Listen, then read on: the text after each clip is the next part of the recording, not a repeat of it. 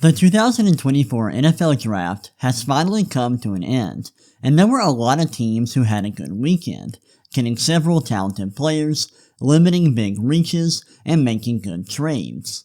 There's one team specifically, though, that made a lot of incredible picks and got a ton of value throughout the draft, and that's the Pittsburgh Steelers.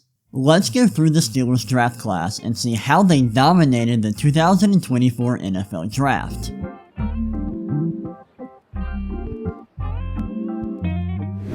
The Steelers were expected to target an offensive lineman in the first round, and they did just that, selecting Washington tackle Troy Fautanu. Fautanu is an extremely athletic left tackle, with great length and the ability to slide inside and play guard.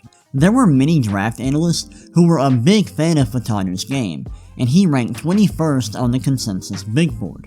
I was a bit lower on him than most people because his career production in college was a little above average, but nothing special, especially for a 23-year-old. He had decent marks as a pass protector, like an elite sack rate allowed, but his run blocking numbers were well below average. Still, I don't think this pick was an egregious reach, and there is value in having a tackle prospect who has a ton of snaps at left tackle and a strong athletic profile. In the second round, the Steelers continued to beef up their offensive line, selecting West Virginia center Zach Frazier. Frazier is a strong center with a big frame who excels as a run blocker on gap runs. Unfortunately, there isn't much else to love about his profile. His career pass blocking numbers were below average across the board, and his PFF run blocking grades were uninspiring outside of gap runs. Even when you look at just his 2023 production, it wasn't elite for this year's class. On top of this, Frazier tested like a good athlete across the board, but not an elite one. While my analytical prospect model gave Frazier a second-round grade, I'm worried he may underperform that grade. Still, he plays a position the Steelers needed, and he was a top 50 player on the consensus big board. This is a fine pick in my opinion. While I didn't absolutely love the Steelers' first two picks, I feel a lot different about their next three picks, starting with Roman Wilson, who they took in the third round. After trading Deontay Johnson this offseason, the Steelers needed to find a replacement, and I think Wilson can fill that hole in their depth chart. Wilson is a small slot receiver with good hands who can create separation and was effective on intermediate and deep routes at Michigan. He was also fairly productive against man coverage, had good efficiency metrics across his collegiate career, and tested like a very good athlete, with a 4.39 40-yard dash at the NFL Combine. It's important to understand that Wilson probably won't be an outside receiver at the next level, and he wasn't very good at generating yards after the catch at Michigan. Still, he has a lot of strengths that could allow him to be pretty good as a slot receiver in the NFL. This was a very good third-round pick for the Steelers.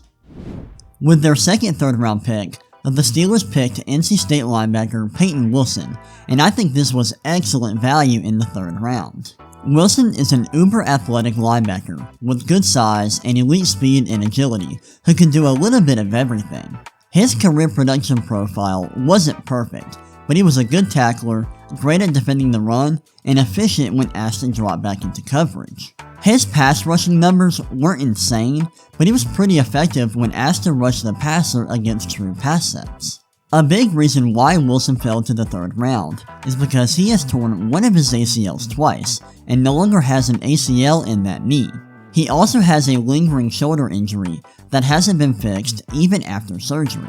This is concerning. However, he is a good player who can have a long career if he can overcome his health concerns. Even after taking two offensive linemen early in the draft, the Steelers decided to get another offensive lineman as they drafted South Dakota State guard Mason McCormick in the fourth round.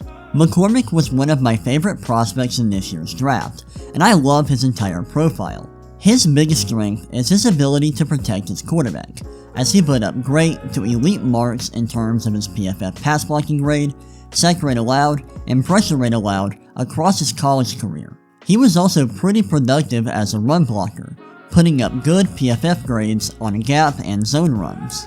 To add to this, McCormick has an incredible athletic profile. He He has good size for a guard, and he tested like an elite athlete at the combine, putting up elite marks in terms of explosion, speed, and agility.